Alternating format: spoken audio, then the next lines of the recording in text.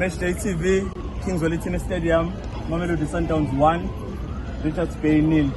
Your thoughts, coach? Mfowethu ake ngiqale nje ngizisho igama lami Sbongeleni Mkhwane kaMgayi Mathafeni. Igame ngicabanga ukuthi Richards Bay njengoba ke washo ukuthi lokho wakhuluma naye eqaleni lo osupporter Richards Bay ngicabanga ukuthi idlale kahle kakhulu. Decide ukuthi inikeze iSundowns irespect engazi ukuthi ngempela uma udinga ama-point umuntu umhlonipha kanjani. Ngicabanga ukuthi ikwazi ukudlala ibhola layo elivulekile bizokwazi ukuthi ngokumdlala Richards Bay or ithole iphuzu elilodwa. Out of 10 winika bani iMamelodi Sundowns igame namhlanje?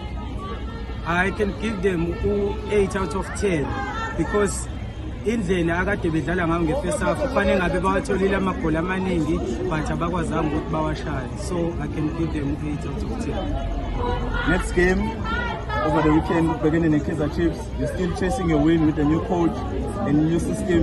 The Kaizer Chiefs has not won the team ngicabanga ukuthi igame ka-Saturday iyona esokwazi ukuthi sithole kuyona igoli lokuqala leli because asikaze siskore kule season and asikaze siconcede futhi, so igoli lethu lokuqala solithola against i-Chiefs angeke lize libe linye namanye azolandela. Siyabonga kakhulu Amazulu azophumelela indima ayidlala. Ngiyabonga igoli ngibe ngikhona. Match Day TV siyabonga. Showcase.